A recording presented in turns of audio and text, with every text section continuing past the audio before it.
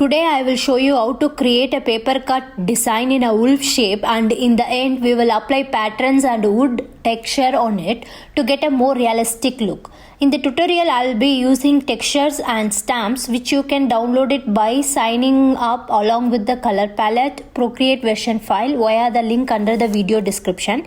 If you like to see even more tutorials in different topics and get exclusive brush sets, you may want to check out my other videos. You will find a link to it below too. Without any further delay, let's begin sketching. I created a square canvas that is 2000 by 2000 pixels, 300 dpi, and color profile is display P3 from RGB, and keep the background color white. Next, use the black color. In order not to make the video too long, I'll be using stamps, but I will try to cover the most that might be helpful while creating a paper cutout design. So now I'm going to the brush set, and here you can see a few stamps of different animals.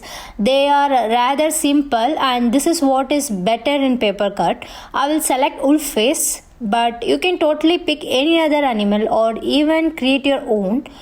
Just keep in mind that the shapes inside the animal shape should match with the animal theme. Like here I'll be using some leaves and branches, and if you select any other animal, if you can add different shapes such as grass, vegetable, and etc., or something else. So try it yourself to check how it looks.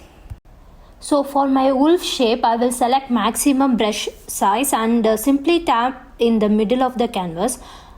We can move it this way, so I can make sure equidistant on all sides. This is fine. Now to create paper cut effect, we need to add more layers. First I will select the color from the palette that comes third, this orange. Next I will set the layer with the black shape as reference, and I will create a layer on top of this stamp. Next we need to fill the area around the wolf. Select the newly created layer and fill the outside wolf and adjust in the color drop threshold to maximum, making sure I don't get those weird edges. Now let's create another layer to create another shape. If you try to move the wolf in uniform mode or even in free form, you still won't get the same thickness of the border all over the shape. Procreate doesn't do that. It could work only on simple and basic shapes as circles, ovals, squares, and maybe some curvy shapes that could be fixed using Liquify. But since Procreate is an excellent program, we can totally achieve this, and I will show you how. So this black layer is still selected as the reference. We are going to the third layer that we just created and select the third color here. Now I will slow down a bit so you can follow along. First I am going to this selection tool. Here at the bottom select automatic and tap on the background to select it. As you see, it's highlighted with this bluish color. Now let's click on feather and set its amount to 11%, and we should remember this number because we will use it again now. I will fill the background dragging the color and without lifting the pencil up from the canvas. I will slide to the left to adjust color drop threshold. It must be around 5%.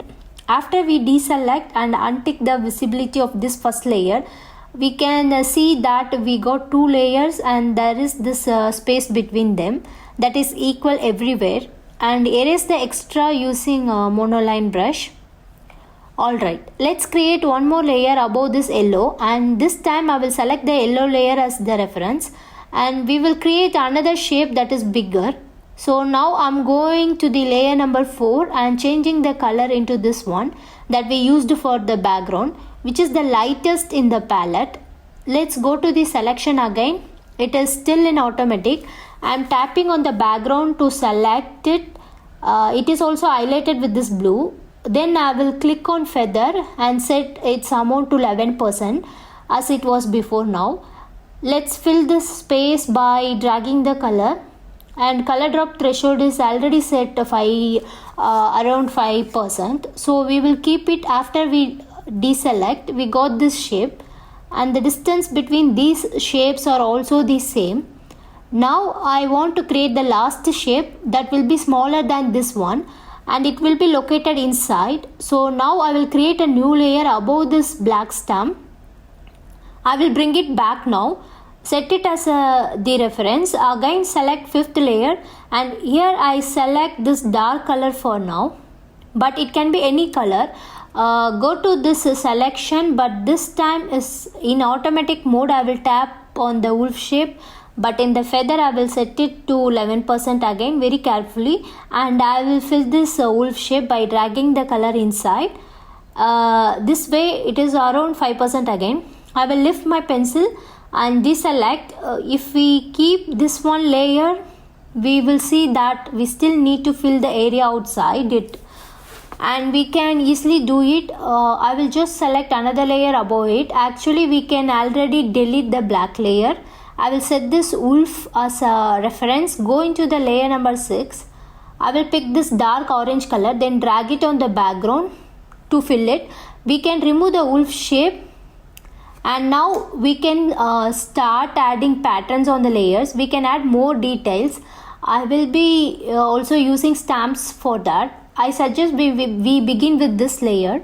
We are on, so with the same color, I will create a new layer above it, and in the stamps I will select leaves. Increase the brush size. Let me tap somewhere inside the wolf. Then I will go to the transformation. We can try to match it with the shape inside. We can continue. I will just rotate the leaves and place the stem here. So there is this smooth transition from the lines to the leaves. I think this looks fine now. We can either duplicate this layer or create another one and tap again. This time I will flip this one horizontal, make it slightly bigger, and try to fill this space in the wolf also, finding the shape to match. We can try it here. I will rotate this way. We can totally make it even bigger because we have enough space here. I will place it this way, so this arm smoothly goes into the leaf. After that we can match these 3 layers. And let's work on orange now. So I'm going here, creating a new layer above it, picking this orange color that the layer has, and in the stamps I will pick this leaf size. Here I adjust the brush size. First I will tap, and after that we can drag it and rotate. I will place it this way. Just fill in this space and making it follow the shape, removing the gap between the layer and the stamp. I think this is fine now. Now I will duplicate this layer and go to the transformation, rotate this one and place it somewhere here. We can slightly make it bigger because the space allows. Alright, we can totally merge these 3 layers as well, and go to the layer with the yellow color. So I'm creating another layer above it, picking the color that comes second, and in the brush set I will select the stamp that is branches, adjust the brush size set to 32 around, and we need to tap. Let's also find the best place for it so it matches the shape. Somehow I can see this stem that can go up like this. Maybe I will make it a bit down, and here these 2 leaves are touching the layer, which is perfect. Let's deselect, and to make this shape more attractive I will use a seamless pattern on it. So first I will create a layer on top of this branch stamp. I will select black color, and in the brush set I will pick this brush. If you don't have this entire set, you can find it on my Edge Matters website and download it for free. So now I will set the brush size to 47% and draw on this branch to cover it all without lifting the pencil. It's okay if the pattern goes outside the shape, we just need to cover it all. Alright, now I will do this. I want to cut this lace out of the branch, so I will go to the layer with the lace and get it selected. After that I will go back to the layer with the branch, open this menu on the left and click clear. After we delete the lace, we will see that the shape got cut off. the branch. So if you wish, you can play around and apply more patterns on other elements. I just wanted to show you how it works now. We can merge these two layers, and we can also do something creative on top layer. So I will first create a layer above it and pick the dark color in the palette. I will be using the leaves stamp again. Maybe increase the brush size a bit. Let it be 13 or around. I will tap on the canvas. This way I will rotate it, drag it in this corner, and maybe I will make it a little bit bigger this way. Alright, let me create another layer, and I will select branch. I will make the size smaller here, like 22% around, and up on this side I will also rotate it and drag it down. We can see that it fits this space. I will just move it a bit to the left so it's not so annoying. This is fine. I think all right now. Let's add lace patterns. So on these two elements. For that I will just merge them, create a layer on top, select black again. I will pick the pattern. You can use some other if you want. Now without lifting my pencil and with the brush size set around 42%, I will draw on top of these shapes to cover them completely here. And also here now, let's cut this lace out of the shapes. So I'm opening this menu, getting this layer selected. After that I'm going back to the layer with the elements, and here in the menu I will click clear. Then delete the patterns. This is the result we got, but this is not finished yet. Now I will get this resulting layer selected. Finally go to the layer with the paper and click clear in this menu. After we delete this layer that helped us, we will get this result, and this is exactly what we wanted to achieve. After all shapes are created, we can start adding shadows. First let's duplicate each layer. I'm sliding to the left and clicking duplicate as the shadow layer. I'll be using this one from the palette that comes the last. What we need to do is go to the every second layer, set it to multiply and repaint it into this dark color. How we can do that? Well, on this layer at the bottom, so I'm changing its mode to multiply, locking the layer, filling it, then unlocking. Let's do the same for the next layers, changing the blending mode to multiply, lock it, filling and unlocking. We need to unlock the layers so we could apply Gaussian blur on them, otherwise it wouldn't work now. Let's do the same for the layer with the yellow shape. I will first set it to multiply, then lock it and unlock. Finally we need to do with the top layer with the duplicate, not the very top layer. So I will set it to multiply as well, alpha lock, fill it and then unlock. Now we need to blur these layers with the shadow one by one. I'm on the layer at the bottom now. Go into the adjustment here. I will select Gaussian blur layer and slide my pencil to the right to the 11% around. The amount of Gaussian blur totally depends on the size of your shape, so it can be bigger or smaller for this particular design. I picked this amount and we will keep it the same for all layers. Go into the layer number 2 that has multiply mode. I will also apply golden blur on it at Gaussian blur on it at 11. Now go into the layer that is layer number 3, Gaussian blur, and sliding to the right until I get 11%, and last one also applying it on the layer and same amount. Alright, now for better effect I will do this. I will select all the layers with the shadow, go to the transformation, which is this arrow tool. I will drag it diagonally in this direction, this way, so the shadow will be mostly on one side of the drawing. Since we got this gap, we can easily fix it. I will toggle this layer, go to the layer with this shadow and drag the color in this gap, adjusting the threshold so it doesn't feel more than it should now. It's better the shadows are done, but I want to add thickness to our papers, and we can do it this way. We need to duplicate the colored layers once again, each of them. After that I will change the color of the layers between the shadow and the colored layer into white, and we can do it by select the layer with white, alpha lock the layer, fill it with white and then unlock it. I will do it for all layers here.